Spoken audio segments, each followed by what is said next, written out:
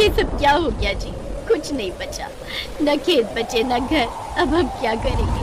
पता नहीं राधा, हमारी किस्मत में क्या लिखा है। खेत में फसल का एक दाना नहीं बचा। खेत, घर में रखी सारी उपज और बीज भी बह गए। पता नहीं अब कैसे गुजारा होगा हमारा। रामपुर गांव के हर घर की फिलहाल यही कहानी थी। 4 दिनों तक बारिश ने सब कुछ बर्बाद कर दिया। पूरे इलाके में बाढ़ आई हुई। राम के खेत में खड़ी फसल भी बाढ़ में बह गई। हर तरफ तबाही का मंजर था। किसी को कुछ समझ नहीं आ रहा था कि अब वो क्या खाएंगे और कैसे जिएंगे। अन्न के बिना पूरा दिन बीत गया। फिर पूरे 2 दिन बाद पानी जब कुछ कम हुआ तो सरकार के कुछ लोग थोड़ा थोड़ा अनाज गांव के सभी परिवारों को दे गए। राधा ने उसी अनाज से एक पतीले में खिचड़ी बनाई और फिर जैसे ही राम और राधा उस खिचड़ी को खाने बैठे, ठीक उसी वक्त, बेटा, कोई है क्या? 2 दिनों से भूखा हूँ बेटा, कुछ खाने को मिलेगा क्या? बाबा, आप कहाँ से आए? बेटा, मैं तो 3-4 दिन पहले बस यहाँ से गुजर रहा था, तभी जोर की बारिश शुरू हो गई। बारिश से बचने के लिए मैं पास वाले मंदिर में रुक गया, लेकिन बारिश बढ़ती ही चली गई और मैं वहीं पर फंस गया। अब पानी कम हुआ तो बाहर निकल पाया। अब वो मैं बोल रहा था कि कुछ खाने को है क्या बेटा?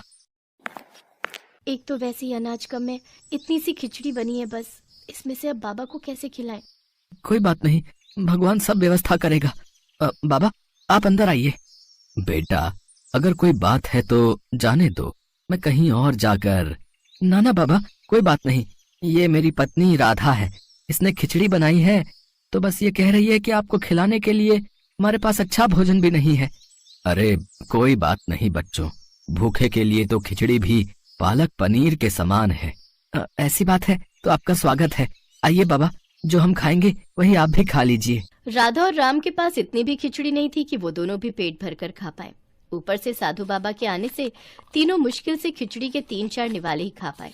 खाना खाने के बाद राधा बर्तन धोने के लिए अंदर चली गई और राम साधु के हाथ धुलवाने के लिए पानी लेने अंदर आ गया। फिर जब राम पानी लेकर वापस आया तो साधु बाबा उसे कहीं नहीं दिखे। अरे, लगता है बाबा चले गए। लेकिन वो क्या है? राम की नजर उस जगह पर थी जहाँ वो साधु बाबा कुछ देर पहले बैठकर खिचड़ी खा रहे थे। अब साधु बाबा तो वहाँ पर नहीं थे, लेकिन उनकी जगह वहाँ पर एक अंगूठी रखी हुई थी जो काफी ज्यादा चमक रही थी। राधा, राधा, जल्दी आओ, ये देखो, वो साधु बाबा अपनी अंगूठी यहीं भूल गए। हैं? अंगूठी भूल गए? अंगूठी भला कौन भूलता है? शायद उन्होंने हाथ धोने के लिए अंगूठी निकाली हो और फिर पहनना भूल गए हो। तुम रुको, मैं देखकर आता हूँ, वो अभी ज्यादा दूर नहीं गए होंगे। राम ने साधु की तलाश में पूरा गांव छान मारा, लेकिन उसे वो साधु बाबा कहीं नजर नहीं आए। थक हार कर वो अपने घर वापस आ गया। राधा और राम ने फिर उस अंगूठी को साधु बाबा का उपहार समझकर अपने घर में भगवान की मूर्ति के सामने रख दिया। उधर बाढ़ का पानी भी अब पूरी तरह से उतर गया था, लेकिन पूरे गांव के सामने अब चुनौती ये थी कि खेतों में क्या और कैसे उगाया जाए, क्योंकि पूरे गांव में किसी के पास भी न बीज बचे थे और न ही उन्हें खरीदने के लिए पैसे। गांव में भूखमरी की नौबत आ चुकी थी। फिर एक दिन क्या हुआ? थक गए क्या? हाँ, पूरा दिन भटकता रहा, लेकिन पूरे गांव में किसी के पास एक भी बीज नहीं बचा है। सब कुछ बाढ़ में बह गया और तुम्हारे खाने के लिए भी कुछ इंतजाम नहीं हो पाया है। मुझे भूख नहीं लगी है, अब आप मेरी फिक्र मत करो। 2 दिन से कुछ नहीं खाया है तुमने और कहती हो कि भूख नहीं लगी है। हे भगवान, ये कैसे दिन देखने पड़ रहे हैं मुझे। मैं अपने पति को खिचड़ी तक बनाकर नहीं खिला सकती। खिचड़ी की बात सुनते ही राम का दिमाग ठनका और उसने तपाक से पूछा, क्या कहा तुमने राधा? यही कि अब हमारी किस्मत में खिचड़ी भी नहीं है। हाँ, मुझे अभी याद आया। याद करो, उस दिन हमारे घर एक साधु बाबा आए थे और वो अपनी अंगूठी यहीं पर छोड़ गए थे। हो सकता है कि वो हमारे हालात देखकर जानबूझकर उसे यहाँ छोड़ गए हो। जल्दी करो, वो अंगूठी लेकर आओ, हम उसे बेचकर कुछ और दिन खाना खा सकते हैं। पर वो तो बाबा की अमानत है ना? जो भी हो राधा, अपने जीते जी मैं तुम्हें भूखा नहीं देख सकता। राम के कहने पर राधा उस अंगूठी को ले आई। राम ने उस अंगूठी को ध्यान से देखा और फिर उसका चेहरा उतर गया। क्या हुआ जी? अरे राधा, ये तो पीतल की अंगूठी है, इसका क्या मोल मिलेगा? कुछ भी नहीं। राम उस अंगूठी को जमीन पर गुस्से से फेंकने ही वाला था कि तभी उसे कुछ नजर आया और फिर वो अंगूठी को ध्यान से देखने लगा। राधा देखो जरा, इस अंगूठी का नग कुछ अजीब नहीं लग रहा? हाँ जी, ये तो एक बीज जैसा लग रहा है। राधा सही थी।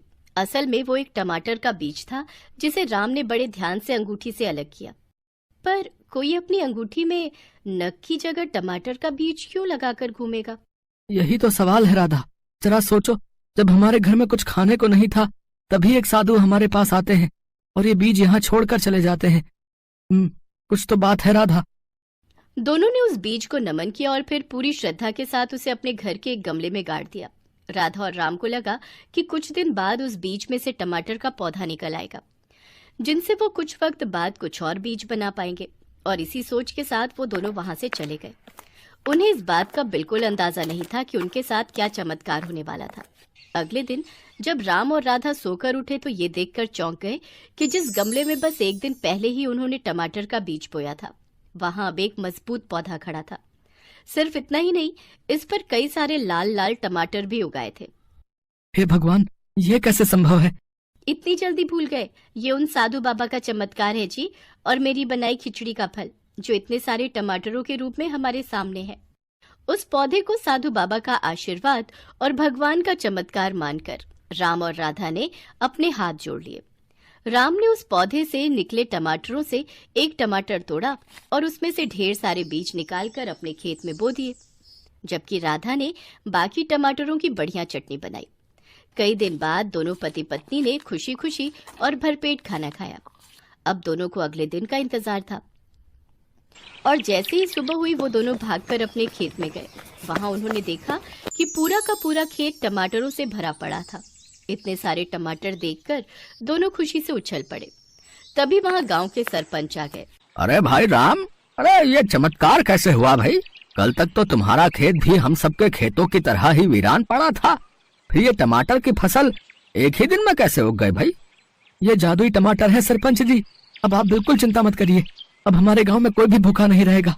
सचमुच? पर पहले बताओ तो सही, ये चमत्कार आखिर हुआ कैसे? राम ने गांव के सरपंच को कुछ नहीं बताया, बस मुस्कुराकर अपने खेत की तरफ बढ़ गए। उसने अपने खेत के लाल लाल जादुई टमाटर पूरे गांव में बांटे और सभी ने उन टमाटरों के बीजों को अपने अपने खेतों में बोया। कुछ ही दिनों में गांव का हर खेत लाल जादुई टमाटरों से अटा पड़ा था। अब तो ट्रक के ट्रक गांव आते और यहाँ के खास टमाटरों के बदले गांव के किसानों को बढ़िया दाम देकर जाते। कुछ ही दिनों में पूरे गांव की तस्वीर बदल गई।